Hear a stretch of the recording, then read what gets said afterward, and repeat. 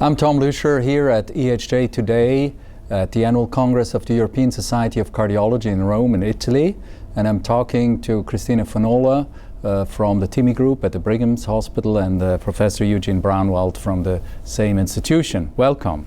Great, thank you for having us. So we're talking about the AF-TIMI 48 trial that you just presented here at this Congress. So tell us, what was the aim you were looking at in this trial? Sure. So the ENGAGE AF-TIMI 48 trial presented several years ago. We wanted to take a subpopulation of this trial and develop a risk score for patients with atrial fibrillation who have never been on an oral anticoagulant before, and see if we could develop a risk score to predict a net clinical outcome inclusive of serious adverse events, including both stroke, life-threatening bleed, or death, and see if we could use this risk score to not only predict patients that would do poorly on warfarin, but also see if we could find a population that has a therapeutic benefit with a doxaban or a NOAC or a non-vitamin K oral anticoagulant versus warfarin. So in this very population, of course, contrary to studies in heart failure, for instance, we also have to consider side effects of the drugs that can be quite severe, that is bleeding. That's why you call it NOC, yes. Net, what is it, a net? Net clinical outcome. Net clinical outcome, exactly, rather than MACE in this very context. Okay, and so how did you go about this? So what we did, there were about 3,000 patients that we used from the ENGAGE trial who were warfarin naive. And we derived a risk score. We looked at baseline factors that were significantly associated with this net clinical outcome. And from those baseline characteristics, we were able to translate that into a simplified integer score that the clinician could use by adding up points for each characteristic. And this included demographic data, clinical data, and some laboratory values that are really easily accessible to the clinician.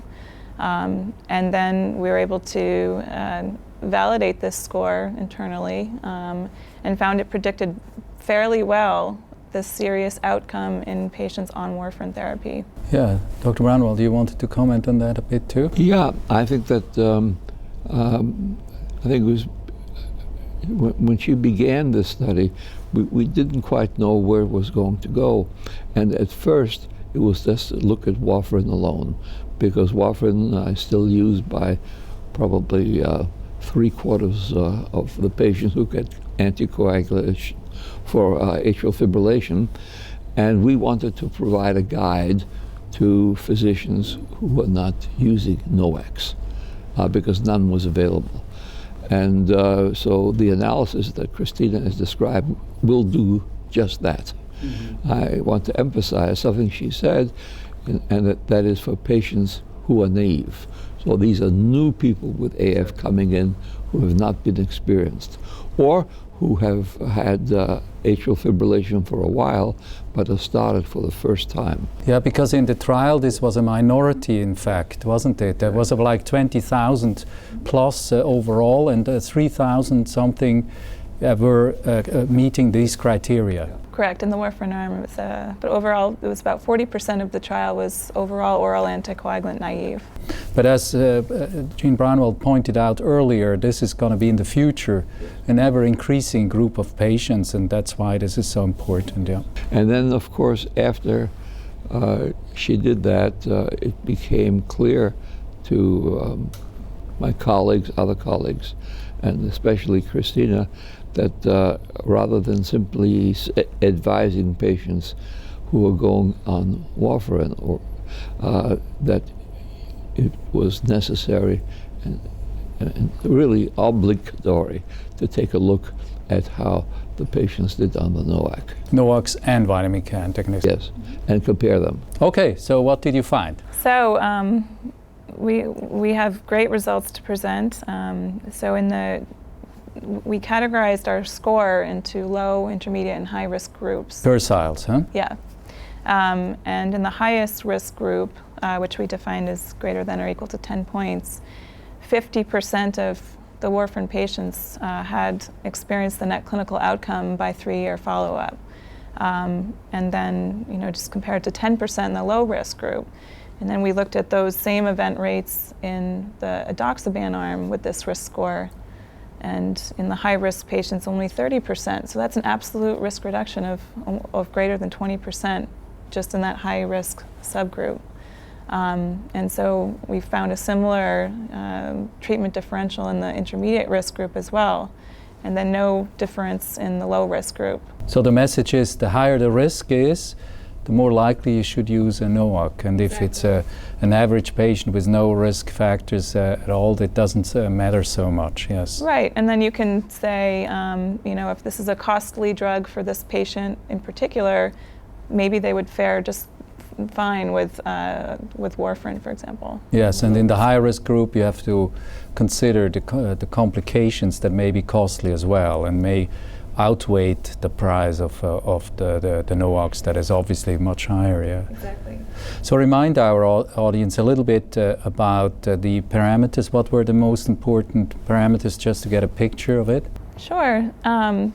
So demographic data such as age, male sex, and non-white race.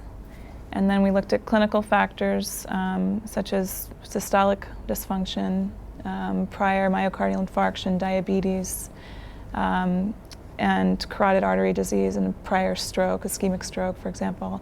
And then we also had laboratory data, kidney dysfunction, and anemia. So those were our strongest. So it's the usual suspects in a sense, but it's more integrated. Exactly.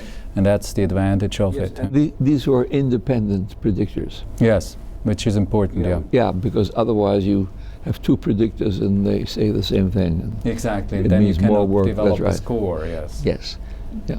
But of course, the more factors you have, the more complicated it is for a physician in the outpatient clinic to get an overall picture. So you have a sort of a syllabus that allows you to calculate the number? Yes, we're developing an interface that would make it simplified. So absolutely, it should be fairly simplified for the clinician. But we believe that using this risk score could really help predict this benefit in treatment. I mean, there's no question that we could develop an app. We've had other TIMI risk scores for STEMI. That has been very useful. But I think these clinical measures actually can be obtained by a sheet that the nurse or the assistant gives the patient who's waiting to see the doctor, and it's just a matter of checking these off. Yes, and then you already get a picture, yeah. You already have the picture by the time he's begun to think about it. Right. So these are very important results for the practice, and we're looking forward to the app, because today everybody's on the iPhone or any other comparable device. And so thank you very much for sharing these data with us, and we look forward to use it in our everyday practice.